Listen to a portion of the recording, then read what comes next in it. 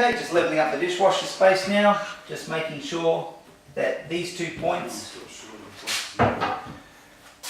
and these 2 points are level, and not only that, but also that the top section here is level also, which it is.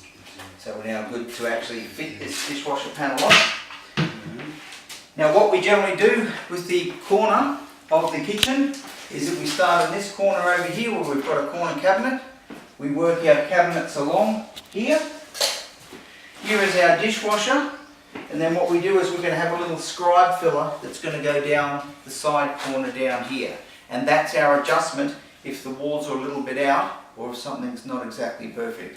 So it's a good idea or good designing principle to always make sure that you have allowed some packers in there, because walls are usually never ever livable level. With our dishwasher panel, we've got it sitting off the wall, so I've put an actual piece of packing in behind there, screwed it to the back of the stud, and now I can actually just screw up my packing. And that way you get a nice, neat finish.